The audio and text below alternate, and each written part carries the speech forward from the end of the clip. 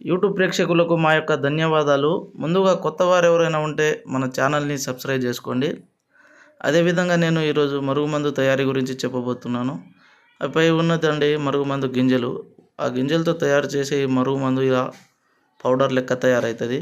అసలు ఈ మరుగుమందు ఎందుకు పెట్టవలసి వస్తుందంటే, భార్యాభర్తల సమస్యలు కానీ, ప్రేమికుల సమస్యలు కానీ, అత్తాకోడళ్ళ సమస్యలు కానీ, అదేవిధంగా బరి తెగించిన భార్య కానీ, బరి తెగించిన భర్త కానీ, ఎవరికైనా ఈ మరుగుమందు పెట్టి వాళ్ళని మన కాళ్ళ కిందికి రప్పించవచ్చు.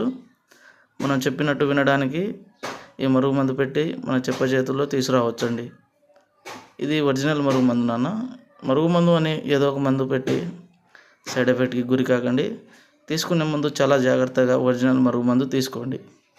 మనం ఇచ్చేది ఒరిజినల్ మరుగుమందు. కేవలం ఇది పెట్టిన వెంటనే 3 నుంచి 5 రోజుల లోపల మనిషిలో మార్పు అనేది ఉంటుంది.